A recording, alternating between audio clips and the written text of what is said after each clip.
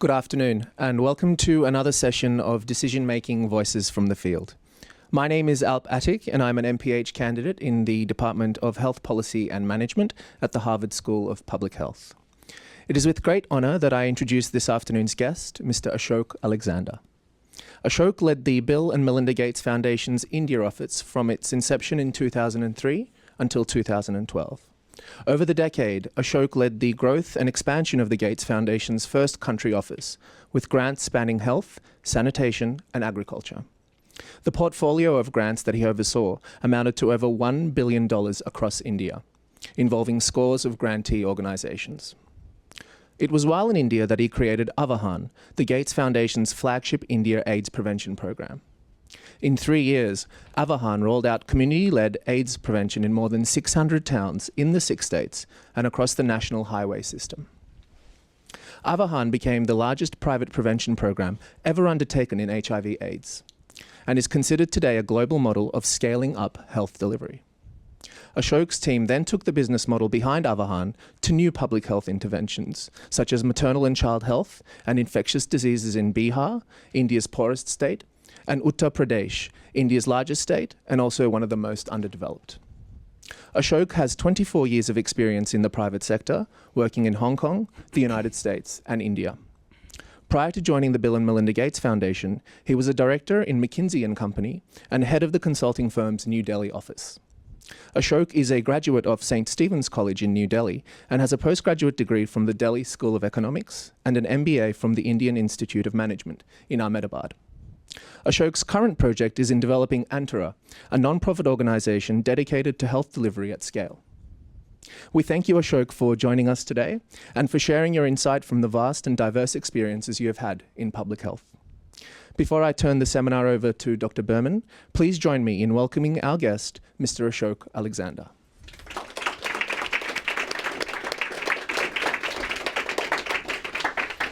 Okay, thanks very much, Alp.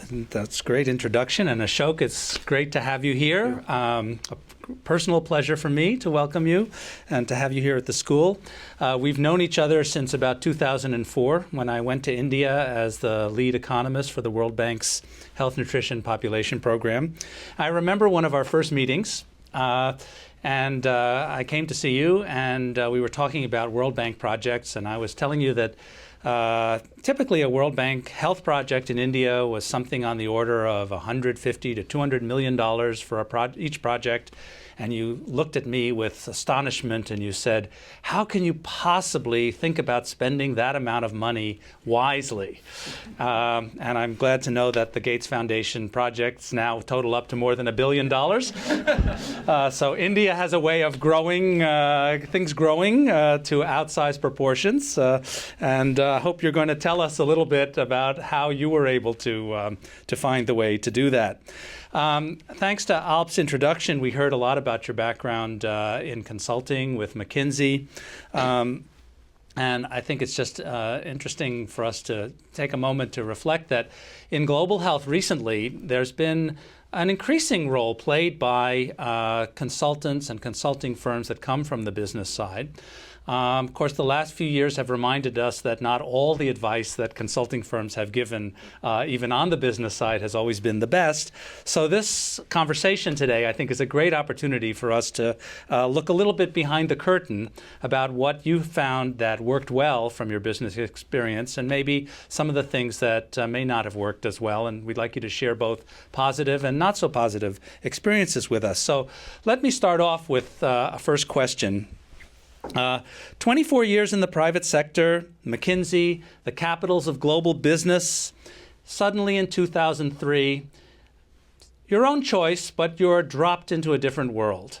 HIV/AIDS in India.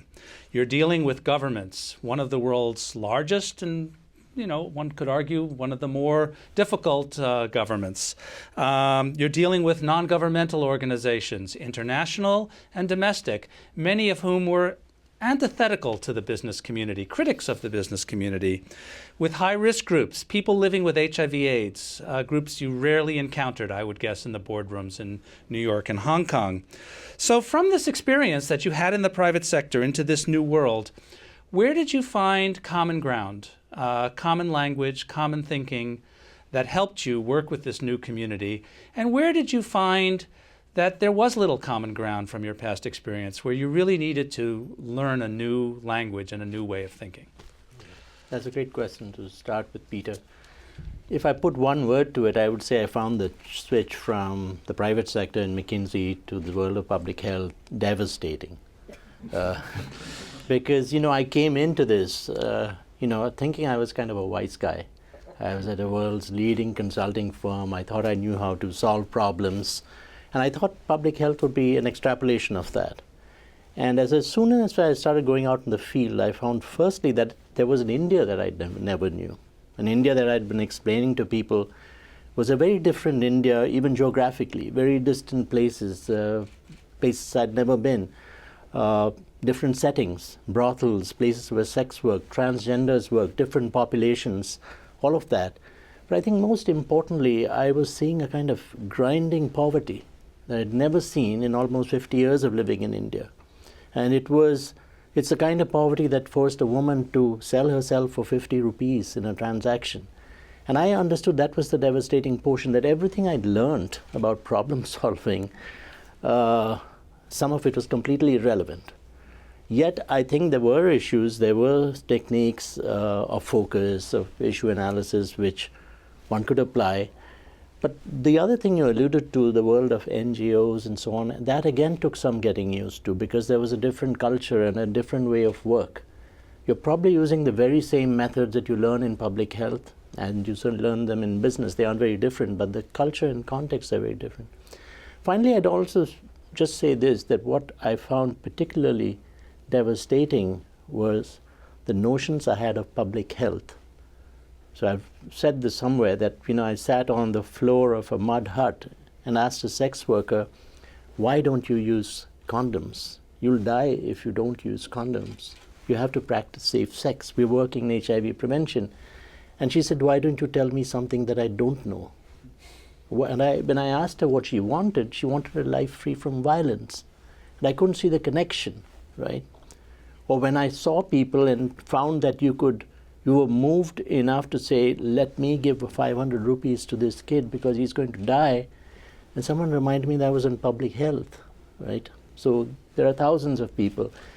All said and done, it was initially devastating. And I wondered to myself, what have I gotten into?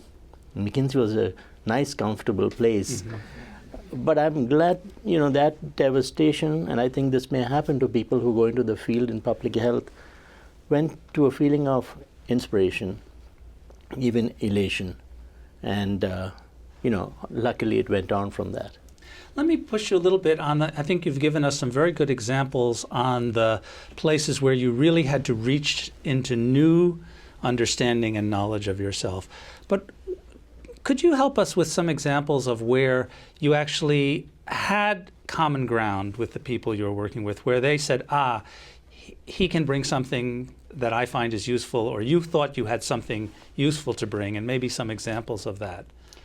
Yeah, when we talk of people, though, therefore I'd like to concentrate most on frontline people. Mm-hmm. I mean, I could talk about NGOs and governments, and I think those are important. We should talk about that. But what did I find in common with the sex worker or the injection drug user? And I think one of the common and most important things was understanding demand, right? I think a lot of public health programs, kind of throw condoms or they throw needles for exchange and so on at populations without understanding what do they really need. Mm-hmm. So I think there was a common ground because in business you do that. The old thing of understand what the consumer really wants and how relevant your product is became a very meaningful application for me. And when the community said, okay, he's understanding that I want a life free from violence, he's getting that, it was because I saw a connection from violence to HIV, safe sex, and so on and so forth. So I think there was a point of connection. I'd also say this, I think Avahan, and I'm tempted to say public health, is not about just averting infections. There's a kind of social capital, if you will, that you build, better lives, empowerment, and things which you can't put in a PowerPoint slide. And when people saw that you're as engaged with that, and they were part of their life, I think that was important common ground. That's I great. don't know whether that answers your No, I think that's great, and I think this point of demand is. I think public health people are often Yeah. very good at thinking about need and response to need. I but mean, I can answer the same question, common ground with government or common ground with NGOs, but you don't want me to hold forth. no, I don't mind. You want to give us another for that example? long, and you'll probably get bored in any case. So, Give us one example of common ground with government or NGOs where you're. well, I think working with NGOs, with government, I could talk a lot about that, but the government system in India is like monolithic, and you have to look for leadership within that system. Otherwise, you can't really work with that. When you find people like Sujata Rao and a few others, then you have common ground immediately. And the common ground is because you are concerned about the mission, which is really working with frontline people and trying to improve their health. So that common ground was easy, but you have to search. It's not easy if you say you're dealing with government, and I say this with the greatest respect to the government of India.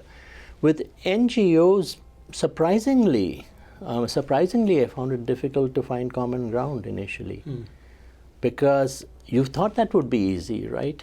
I mean, you're working towards a common goal, but the cultural difference was so vast that the same things that you'd learned as an MBA or in public health, but when you went out into the field and the application of it, it seemed very different. For example, I think a lot of our NGO partners thought that we were too rough and ready. We were probably crude in our methods.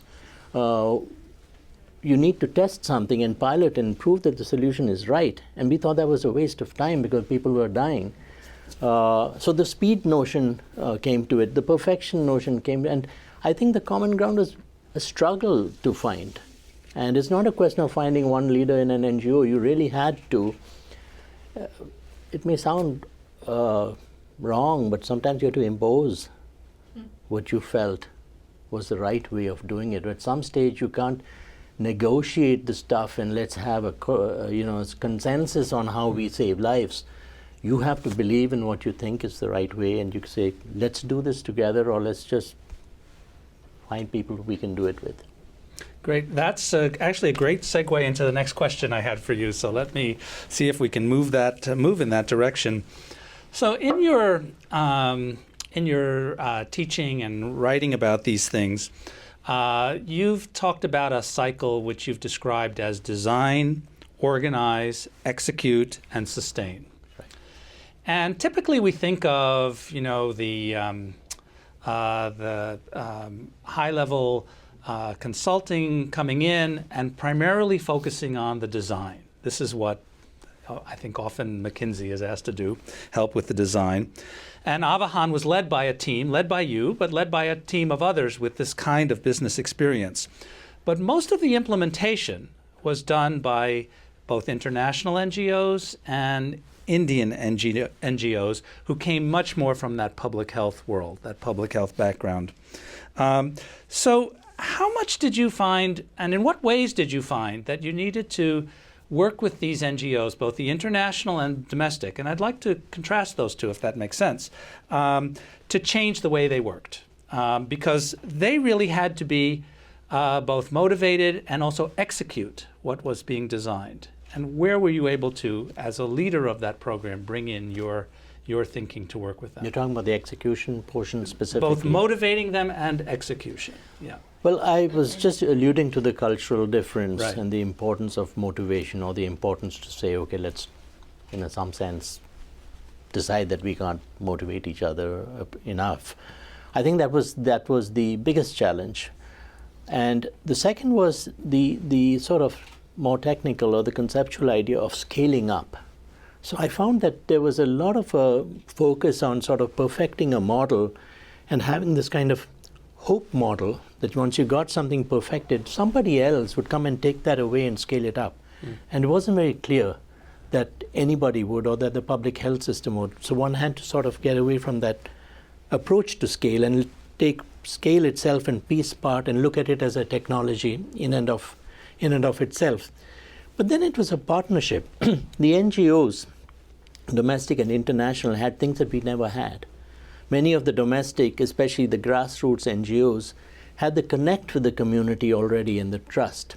The international NGOs had a kind of technical knowledge, because you can't just do this with hand waving and business skills alone, that they bought in. Mm-hmm. You know, how do you manage STIs? How do you run a clinic well? How do you monitor and evaluate?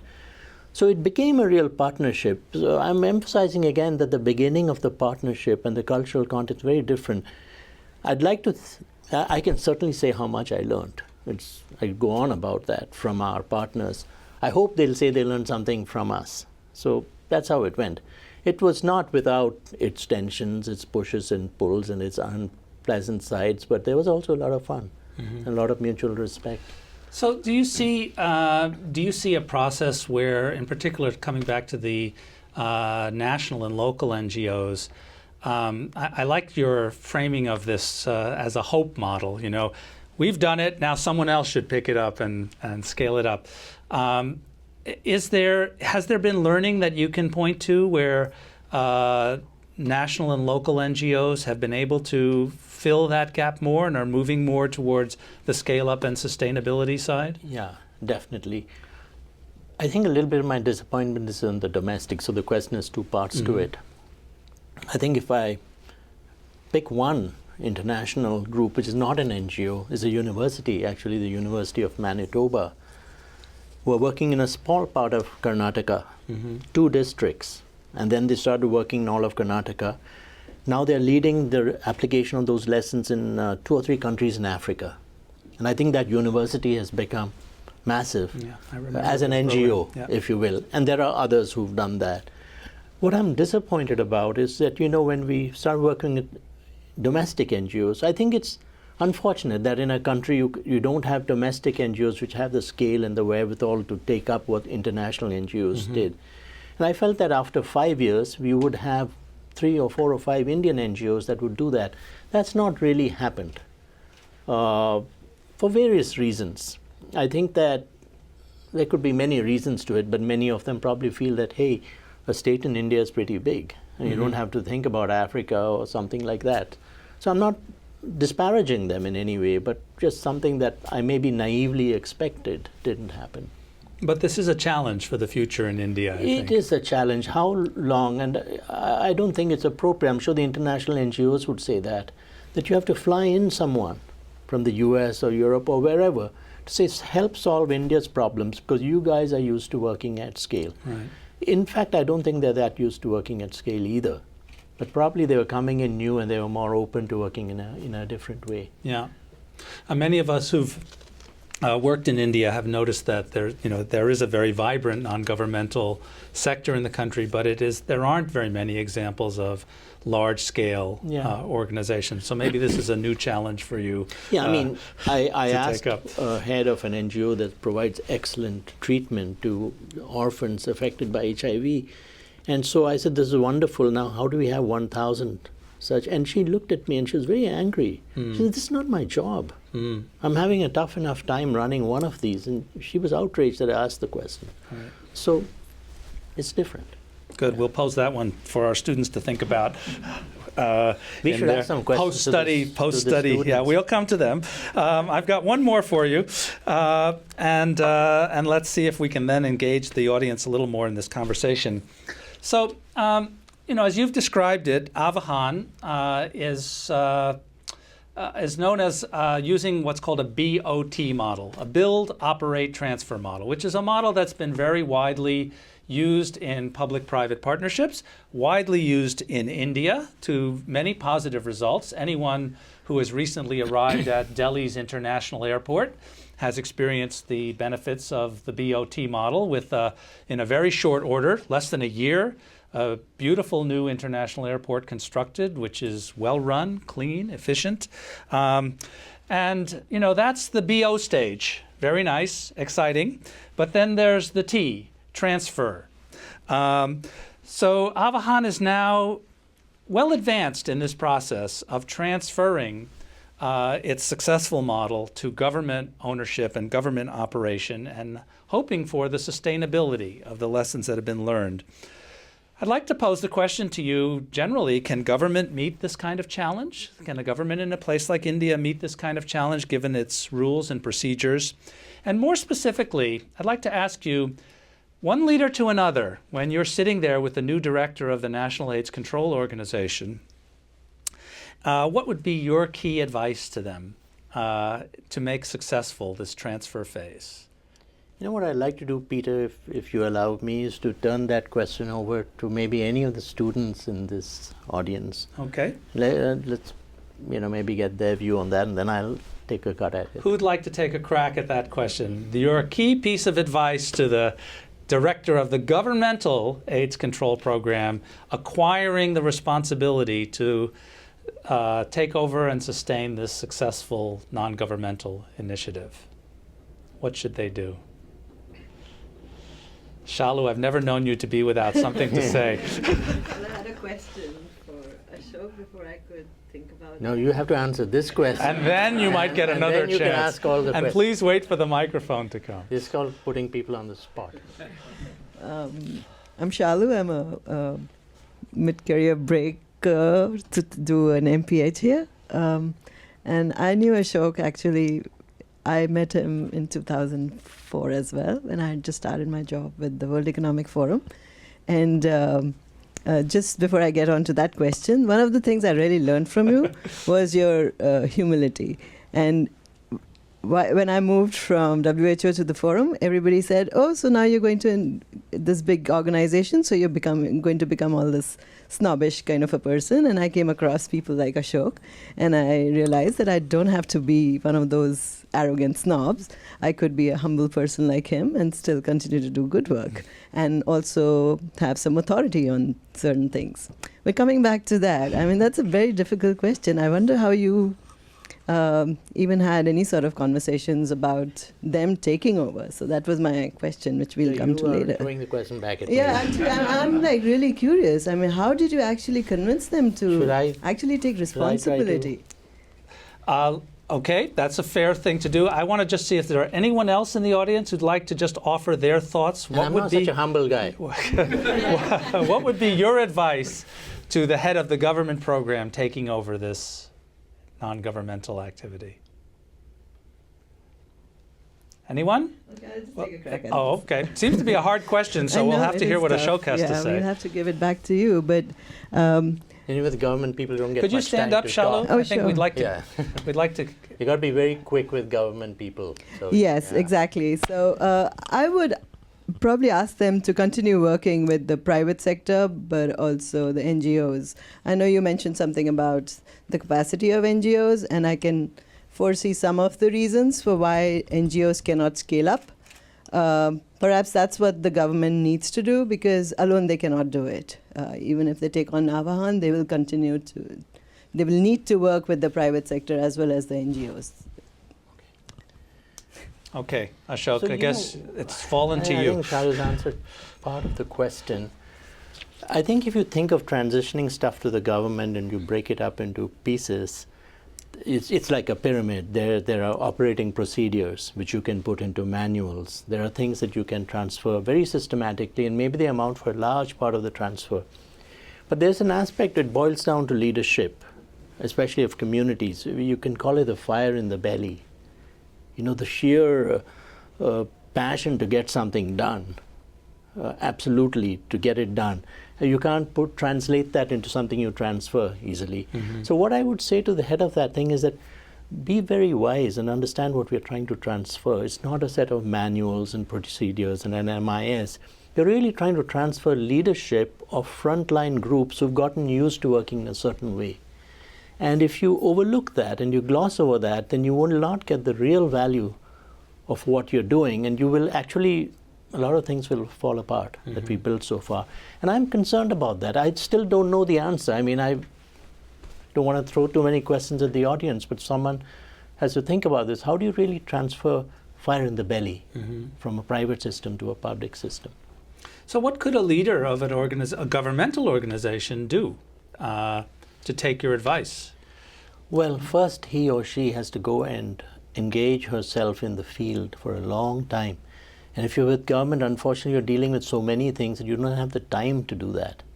That's one of the simplest things you have to do. You have to engage because then you can feel certain things, but you can also get insight into a lot of solutions that you have to do.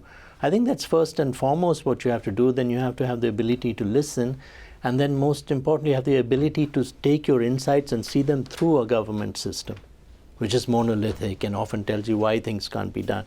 So you need a great leader in the government system to do that. Very savvy person, very open person. And that is something that may or may not happen given the system of appointments and... Let's say it often does not happen. Sometimes it happens, and as I said in the beginning, you have to be able to search out those people. Right. I wonder if we're going to find some of the same problems in transferability with the Delhi airport also. Fortunately, we have 20 years to wait until that happens. Let's take a moment to give the audience a chance to pose some other questions to Ashok. Is there anyone who'd like to step up and ask him a question about his experience or ideas? There must be some burning question appearing. Please. Could you introduce yourself? And please stand up also. My name is Ranu Dillon. I'm a hospitalist at Brigham and Women's Hospital, and I work in the Division of Global Health Equity at the medical school. My question, I have two components to a question.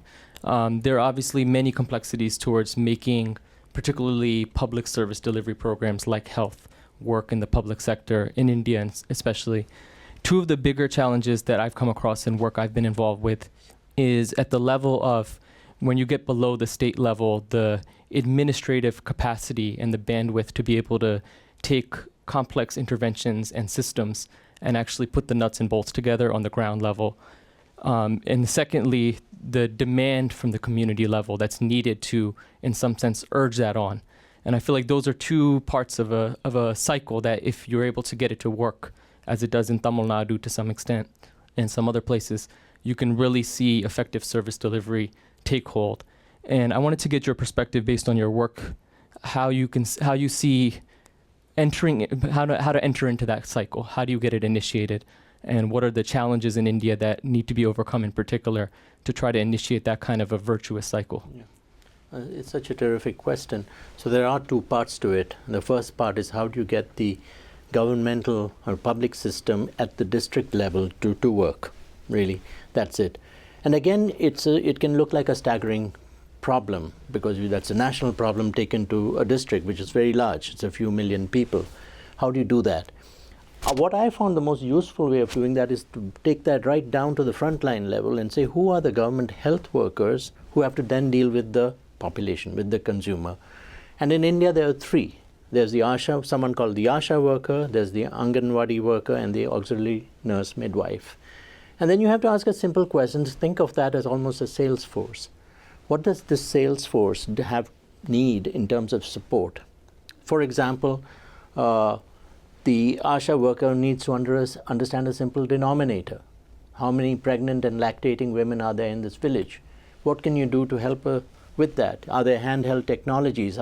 Can you simplify the record keeping that she does and so on? If you put it that way, you can simplify the problem to say that you don't actually need 10,000 things. You don't even need the district collector. You need 4 or 5 things. And you can start working on that, and it actually becomes quite powerful. You can talk about how do these 3 women collaborate together, where they come from separate ministries and so on. You can spend a lot of time on this, but you have to go to the district collector who sets about it all, and you have to search for leadership. But again, I come back to the second part of your question. To me, the demand side is even more important, much more important, because it's usually neglected. We think that these are what we say, people who are recipients always, who cannot demand.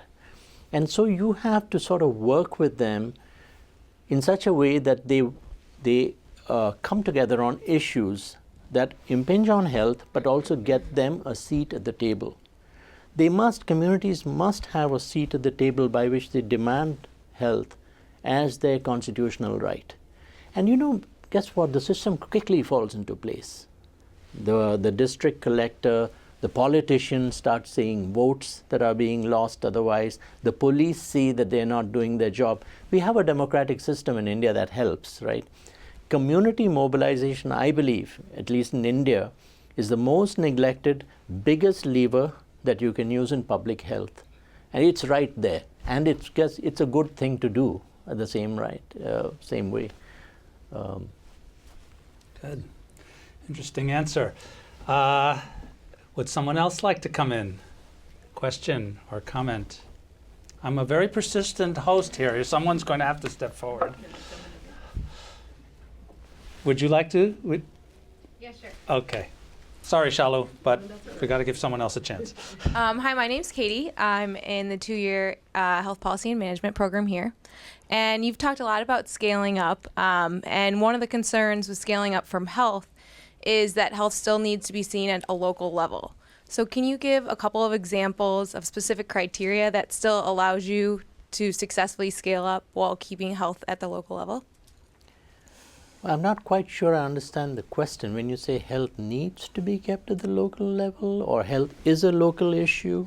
The issues, even within a state, as in India, will vary from state to state. Right. And the importance of making sure you're customizing to that particular state. Right. So I think, okay, thank you. And maybe also, is there a conflict between localizing and scaling up? Are these two things somehow, if I can? Yes and no. I think that if you try to put it very simply, there are certain things that can be standardized, both in terms of your approach and both in terms of the phenomenon of the problem. I mean, let's just take STI management. There's some places where you can treat syphilis a certain way, and it is prevalent in certain types of areas and populations. You can standardize the treatment of that with penicillin or so on and so forth, and you scale that up. If you want to roughly call it a cookie cutter type of approach, and that's good. So the first step is understanding what can be standardized in the health condition, which is not local, which can be universalized. There are other aspects which are very, very contextual to the geography, to the culture, the customs, and so on and so forth, which often involve behaviors, specific behaviors. I think there's no other solution except having perhaps that triumvirate of people we talked about, or the frontline workers who are peers, who have the flexibility and the freedom to adapt and tailor a solution. So, for example, in our program, we were working on HIV management, prevention. Our sales force, if you will, were peer workers who spent half their time on sex work, half the time in prevention activity. So there were parts we could standardize, like the STI management. But there were other aspects which couldn't be standardized. The type of transactions, sexual transactions that happened, whether it was a home-based or a brothel-based kind of situation, the number of partners, the religious aspect, the caste aspect. So that peer worker had to understand the 50 sex workers that she looked after and be able to do microplan and say, these are 5 or 6 women of a certain category, these are 7 or 8 of another category, and therefore bring that excellent tailored solution there. What you're standardizing is an approach all over. You're giving that flexibility. Now, how do you make the whole thing work towards scale? Because you could have 10,000 flowers blooming, and that's no point. So the trick, I think, in the whole system is to enable rapid data transfer all over the system. Now, how do you do that? Actually, we used to have Skype conversations from here to there, and there are many ways of doing it. It's actually not so complicated. So conceptually, if I answer your question, there are things that can be used cookie cutter, very, very important. There are things that need localized solutions, and you should let 1,000 flowers bloom. But you must have rapid data transfer all around. You can't afford to pilot and roll. See, this is the thing. People say it's so local, we have to pilot it, roll it out, roll it out. You cannot do that because it's exactly the reason you said the local contexts are so different. What are you going to roll to? You know what I wonder whether I'm being clear in this. You're being clear. Right? Yeah. I hope I've answered you. No, I think that's great. I think, just to kind of some good takeaways from that and it's knowing which are which, but there are things to standardize. Right. There are things where flexibility and adaptation is important. Knowing which is which, that's, I think, a real challenge for public programs in particular, which tend to over-standardize. And then that communication, that flexible communication. That's Peter, great. I'd like to just say a word here because, we make a lot out of this business model. I've made a lot out of the business model, but we exaggerate it because what we do in public health actually goes way beyond business. No business would run itself like this. The shareholder would say this is highly risky. I'm going to sell that stock very fast. So, and then you're using techniques like, I haven't heard of businesses who actually empower the consumer so much as to say you got a lousy product, so, and so on and so forth. So I don't want to say business is it goes so far, but it's, Great. Let's take one more. Great.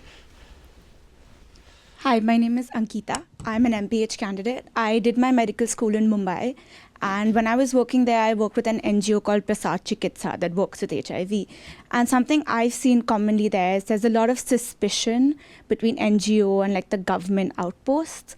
And in such a scenario, how do you facilitate cooperation or how do you get them to work together? You mean with the government With system? with the NGO, and we worked at the primary care center, and there was also an NGO that did its HIV work in the same area.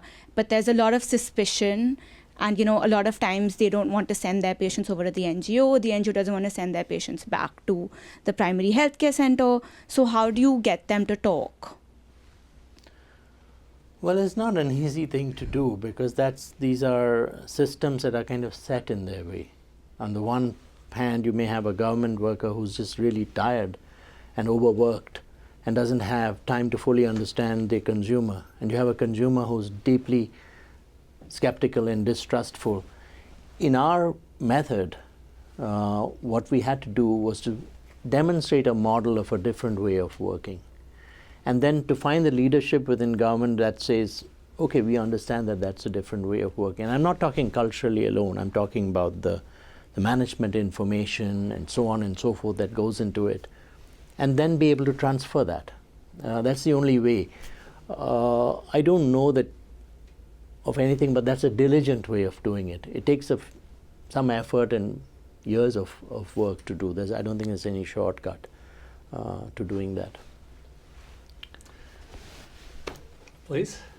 And Shalu, I'm going to give you one last bite at the apple, briefly though. My name is Tokwe Olukowi. I'm an MPH student in global health, trained as a physician. I've done a couple of projects with HIV and PMTCT back home in Nigeria. And here's my question. When it comes to scale up, how do you transition your project from international aid cultural thinking about it and transition it to the country ownership?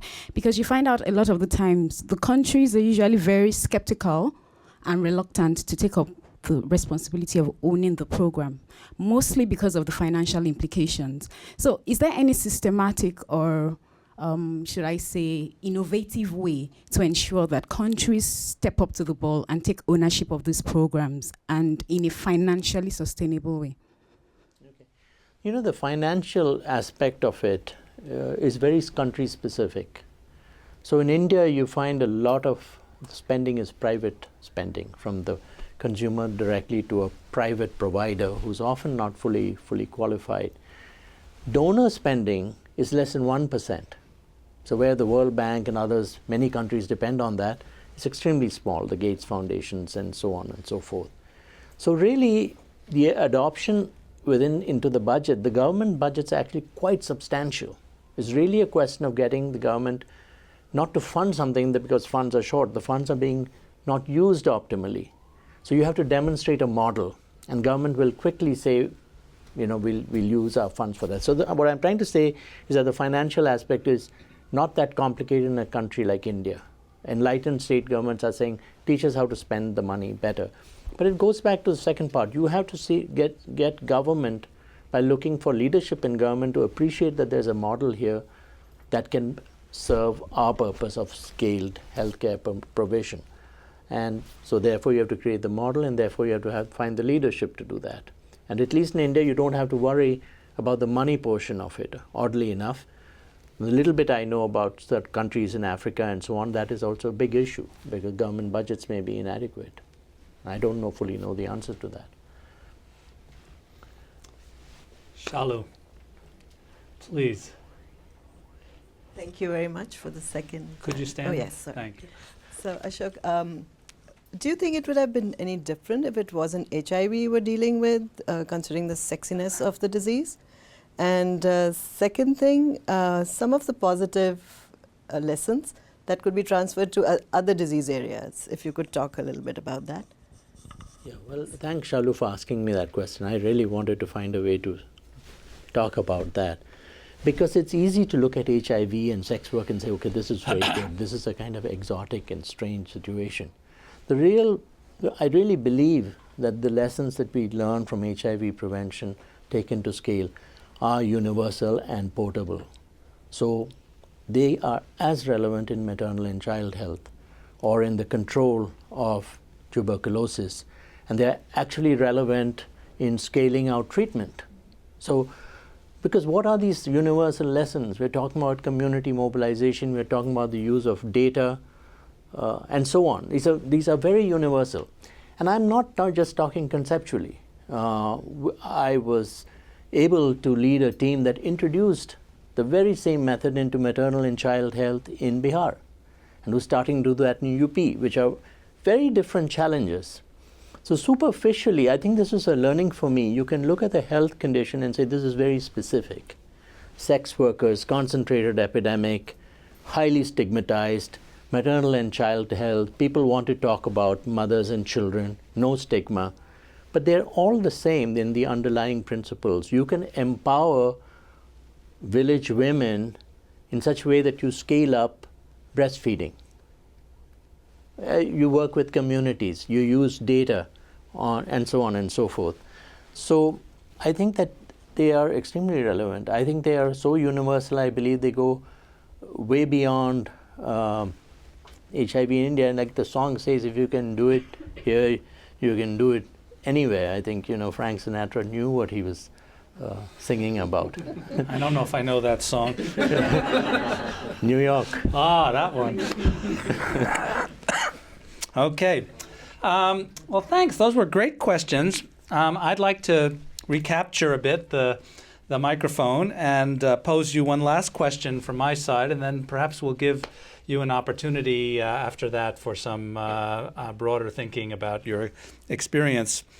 So in reading some of what you've been producing recently, I notice you often use words like the importance of compassion and passion and emotion. And I want to turn to that for a second. Our field is one which has really emphasized data and evidence and technical analysis. We're here in a university, which is a research institution. But in global health, we're often confronted with things that really do raise emotions. We see suffering. We see disparities, terrible, unfair disparities between better off and worse off people, unfairness in society as a whole, violence, as you referred to.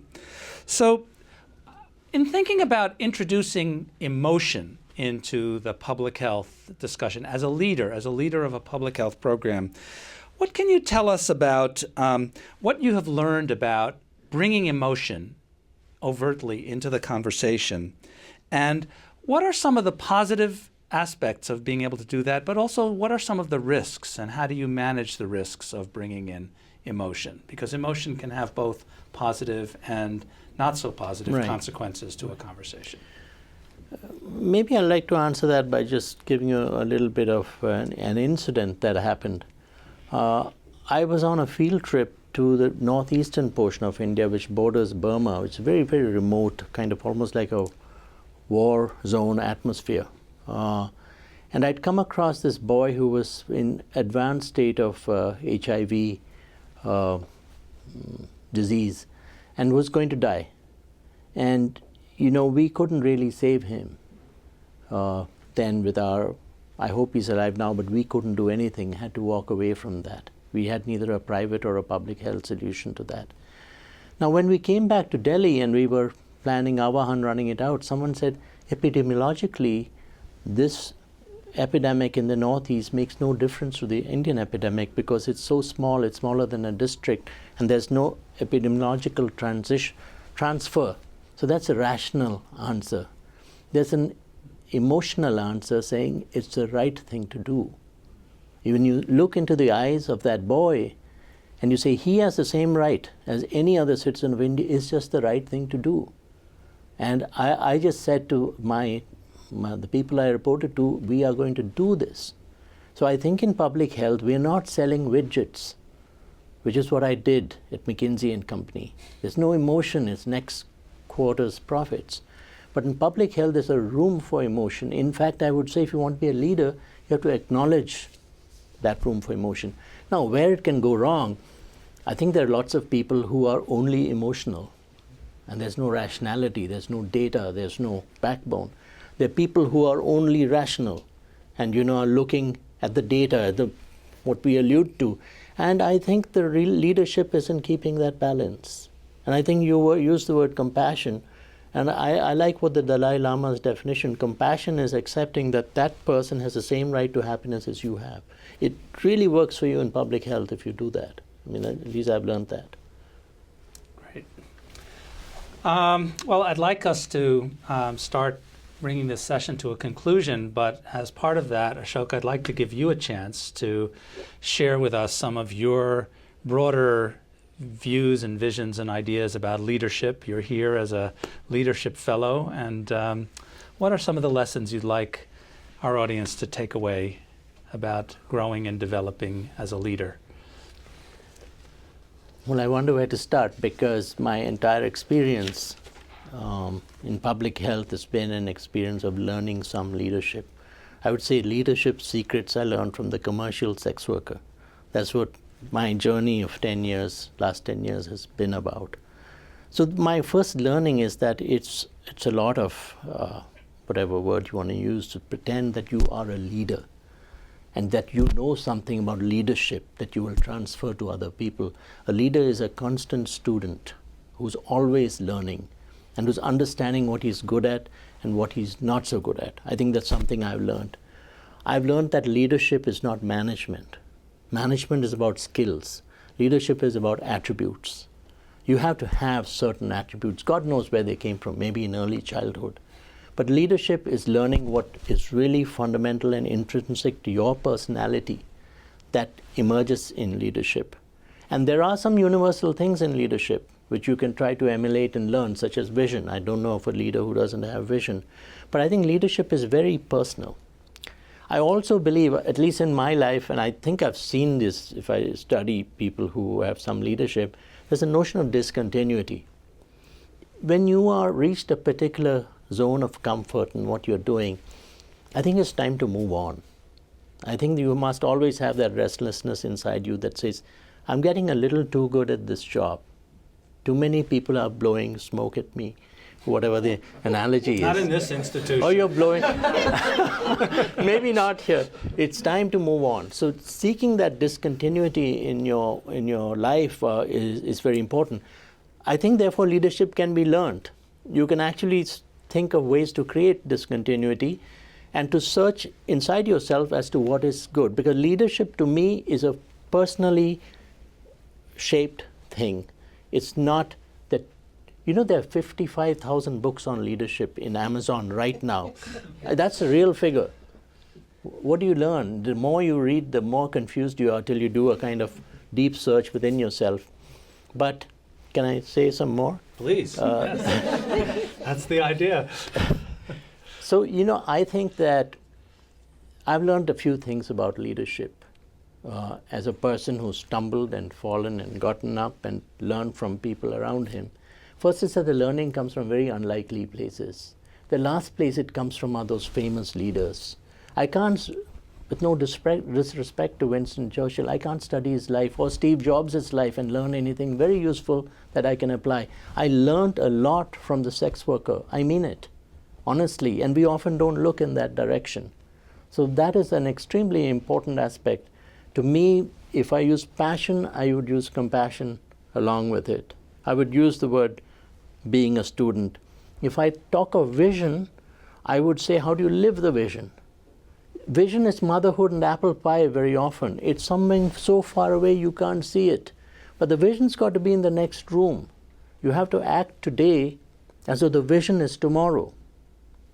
I mean, I'm giving a little plug here. I left the foundation partly because I want to create another institution or organization that does delivery at scale. I can tell you how many rooms there are in that house. You really have to work with communities the same way. You have to be able to live the vision. And so on. You have to say what's right versus what's rational. You have to know what's intuitive versus what's being deliberate. I think there's a bunch of these things. Some of these are very personal. You can say, well, I was never intuitive. I'm more deliberate. But you can say vision and living the vision has to be universal. So I think there are a few of these things. I hope some people take my course and give me a chance to expound for a little more time on this. That's two plugs. So there you go. There is a course, and you can hear more about this from Ashok for the rest of this quarter. I think those were great words for us to bring this session to a conclusion on. We talk here at Harvard School of Public Health quite a lot about how we see ourselves as training the leaders, the future leaders in public health. And I think Ashok has given us some very good guidance about that leaders indeed can be trained, leadership can be learned, but leadership means keeping your feet on the ground, listening to those you serve, listening to others, having both compassion and emotion as you bring rationality into the conversation. So please join me in thanking him. Thank you. Take his course. Thank you very much for joining us today.